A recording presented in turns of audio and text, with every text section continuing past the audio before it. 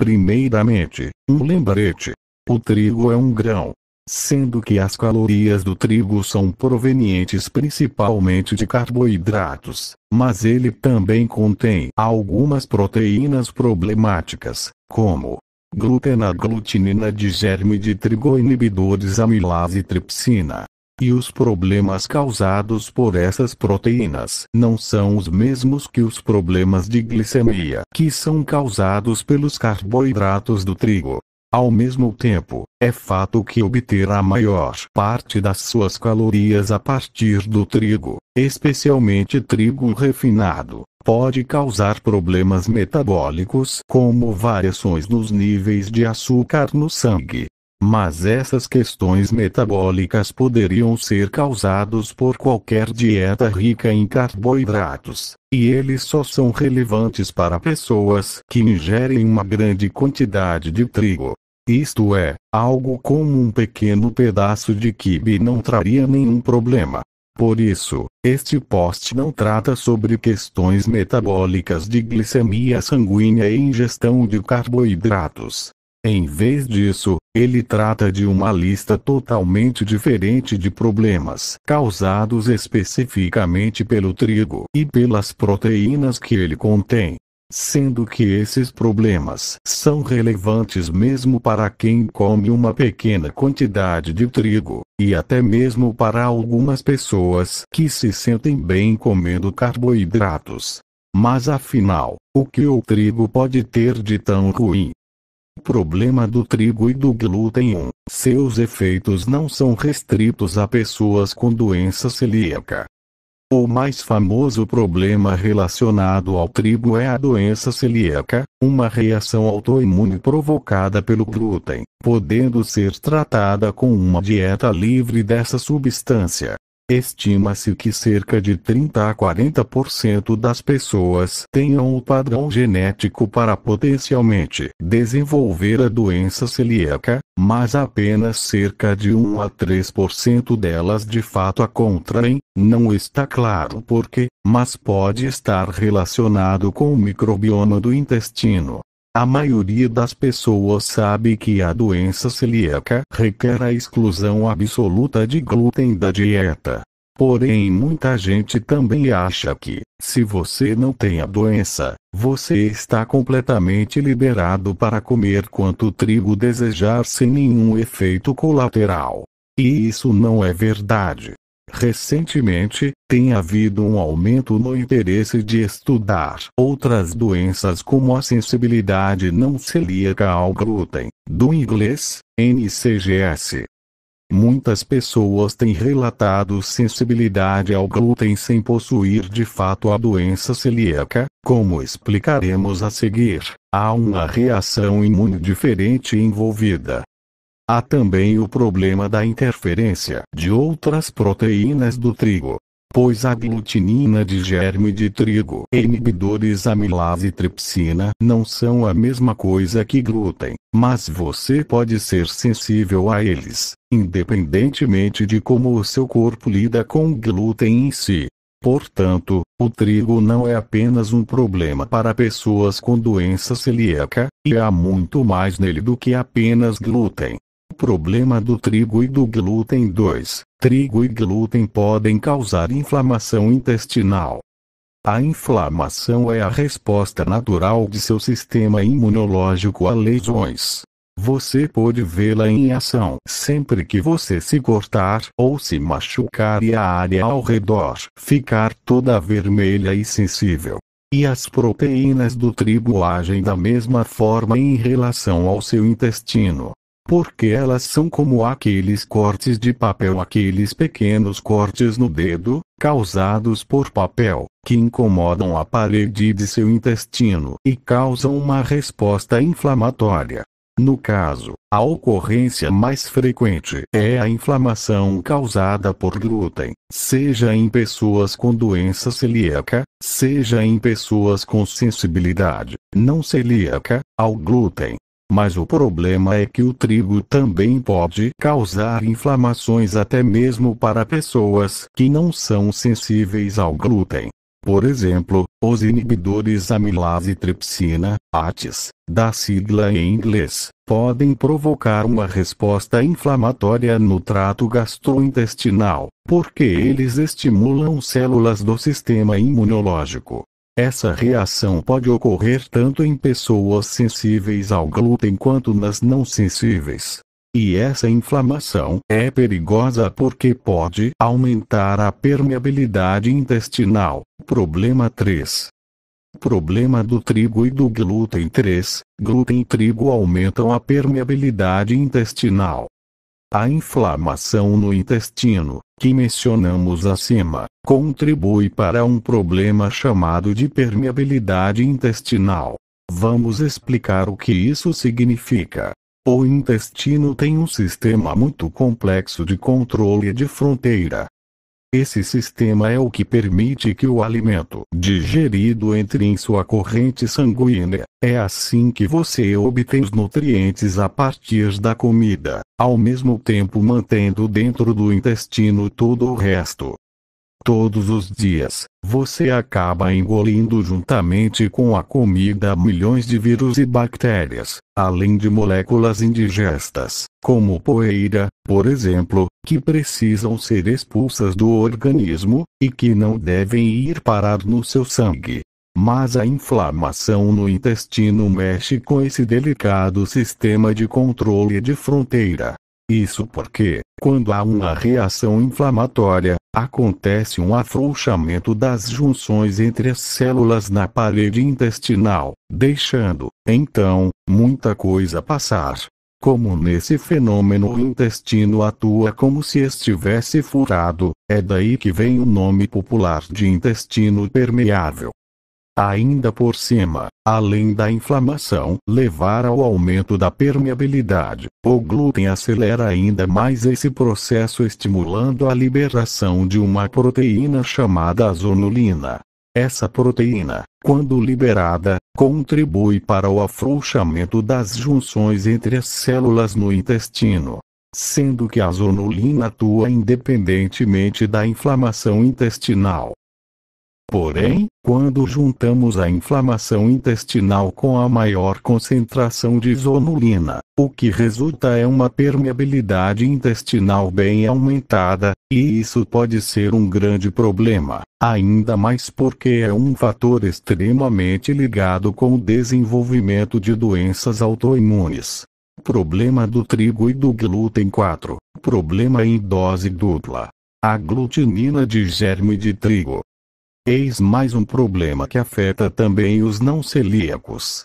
As aglutininas de germe de trigo, que, como você pode adivinhar pelo nome, estão presentes no trigo, são proteínas inflamatórias, e que causam a desregulação do sistema imunológico.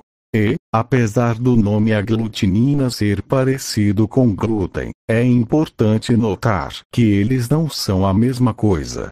As aglutininas de germe de trigo podem provocar uma resposta inflamatória em células do intestino, perturbando sua barreira imune natural. Isso faz com que ele fique mais permeável às coisas que não deveriam ir para o sangue.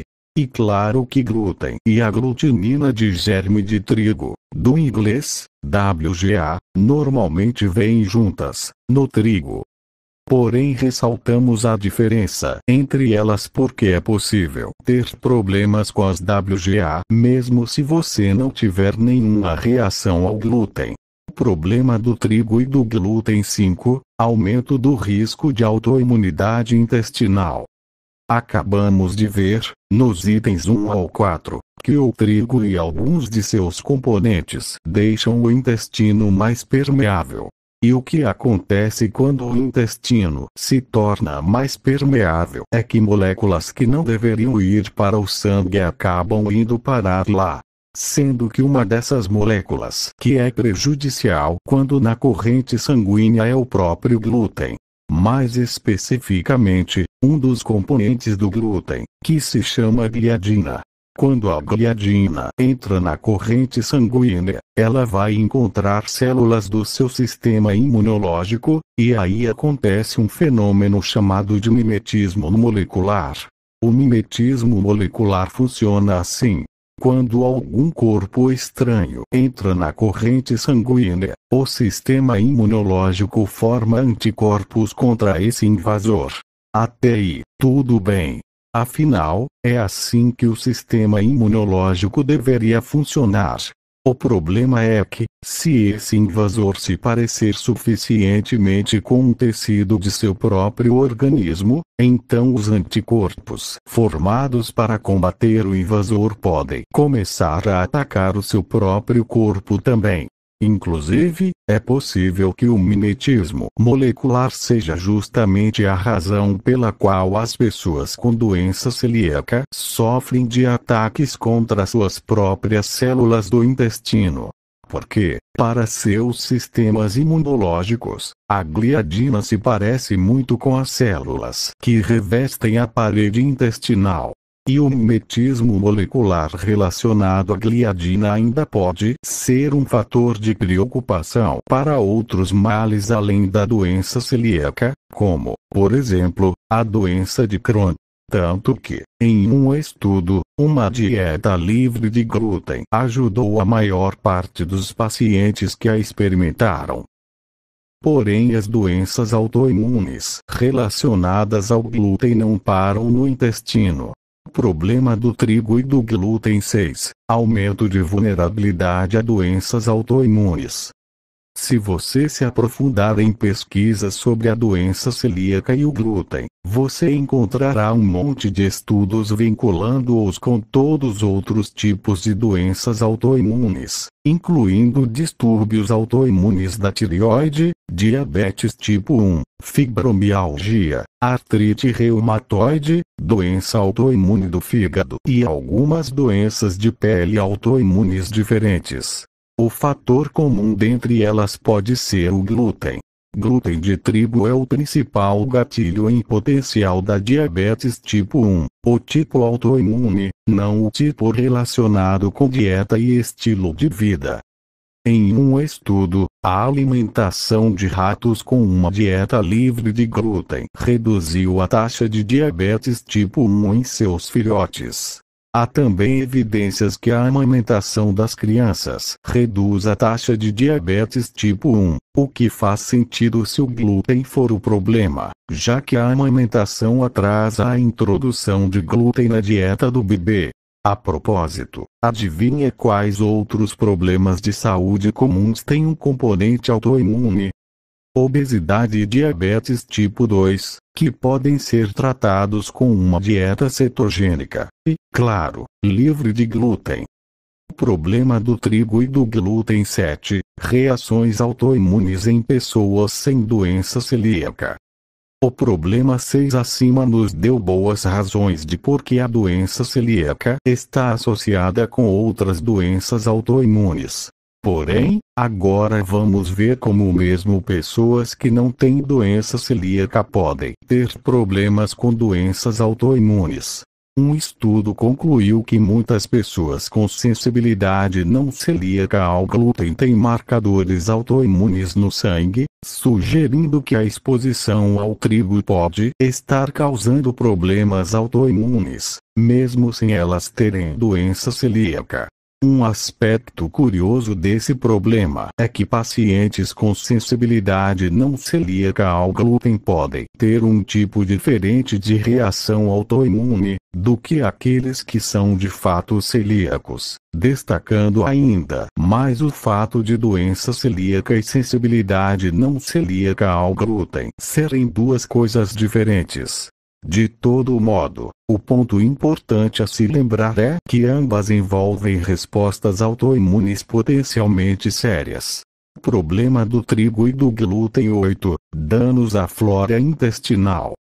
A flora intestinal, também conhecida como bioma do intestino ou microbioma do intestino, é o conjunto de bactérias saudáveis que vivem em seu intestino. Elas ajudam a regular seu sistema imunológico, controlar a permeabilidade intestinal, digerir o alimento, sintetizar nutrientes como a vitamina K2, enviar sinais de fome e de saciedade ao cérebro, e muito mais. mas elas realmente não gostam de glúten, e o glúten também não gosta delas.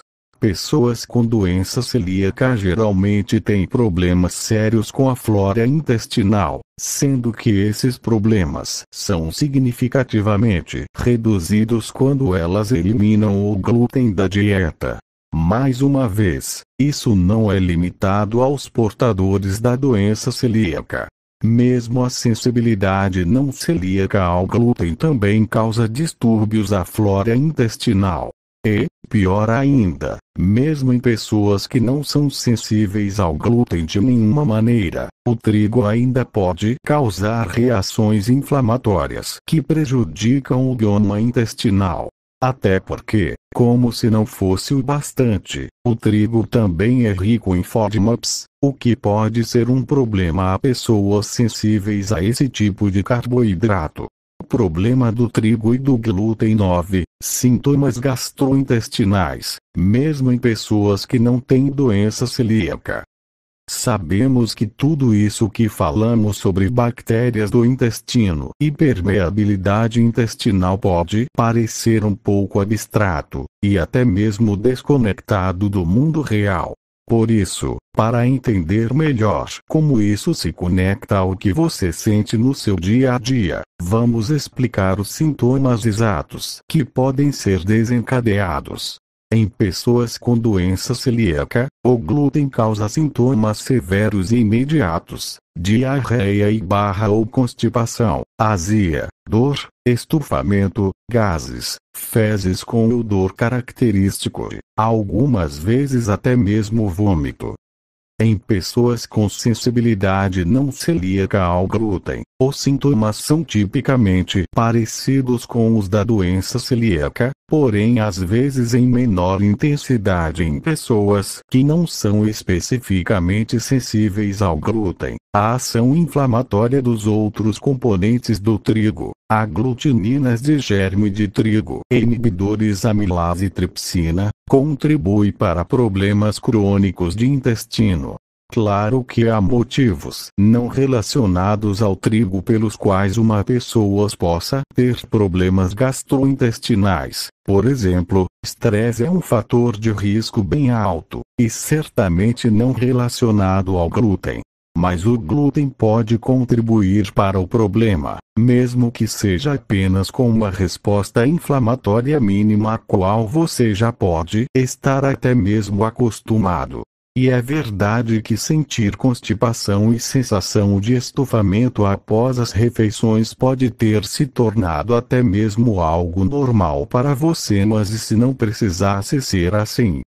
Problema do trigo e do glúten. 10. Sintomas cerebrais. Quando pensamos em problemas provenientes do glúten ou do trigo, logo começamos a lembrar dos possíveis distúrbios intestinais. Afinal, os sintomas típicos são todos relacionados ao intestino. No entanto, um outro órgão importante do seu corpo também está em jogo: o seu cérebro. Por exemplo, confusão mental e fadiga são sintomas tanto de doença celíaca quanto de sensibilidade não celíaca ao glúten. Em um nível mais grave, os efeitos de inflamação do intestino e de perturbação do microbioma envolvidos na resposta imunoinflamatória ao glúten podem aumentar a vulnerabilidade à demência e ao mal de Alzheimer. Além disso, doenças autoimunes em geral, como no caso de doença celíaca ou mesmo de outra autoimunidade relacionada ao glúten, podem estar relacionadas com a depressão. E vamos ser bem claros: isso não significa que o glúten seja a causa de todos os problemas de saúde mental ou que sua eliminação da dieta irá curá-los. Ninguém aqui está dizendo isso. O importante é reconhecer que a saúde mental é complexa e há inúmeros fatores que devem ser considerados em seu diagnóstico e tratamento. E que, em algumas pessoas, o glúten pode ser um deles. Problema do trigo e do glúten. 11. Sintomas de pele. Por fim, os problemas de pele. Sabemos que a doença celíaca é a mais famosa causa de problemas de pele, inclusive podendo ocasionar uma doença de pele chamada dermatite herpetiforme. Os sintomas da dermatite herpetiforme incluem erupções cutâneas de cor avermelhada, geralmente associadas à coceira e a bolhas na pele. Tais sintomas tipicamente aparecem na faixa dos 20 anos de idade. E, novamente, esse problema não se limita a portadores de doença celíaca. Um estudo inclusive descreve o modo pelo qual a sensibilidade não celíaca ao glúten pode se manifestar na forma de problemas de pele. Muita coceira semelhante a eczema, psoríase ou dermatite herpetiforme, aparecendo mais frequentemente nos braços e pernas. Conclusão e palavras finais. Conforme pudemos ver ao longo de todo este artigo, o trigo não é nada bom para a saúde, e pode causar problemas mesmo em pessoas que não são portadoras de doença celíaca. Também vimos que alguns males causados pelo trigo não são chamativos e dramáticos como episódios de náuseas ou diarreia, mas que, mesmo assim, podem se manifestar de uma maneira ou de outra. Por isso, visto que a ingestão do trigo não apresenta nenhuma vantagem para a saúde, e sua redução ou mesmo eliminação pode trazer benefícios consideráveis, por que não experimentar por apenas algumas semanas para ver como seu corpo reage? Você sempre pode voltar a ele se quiser depois. Na melhor das hipóteses, vai descobrir como seu corpo se sente quando não está em constante contato com esse alimento que tem tanto potencial para ser danoso à saúde.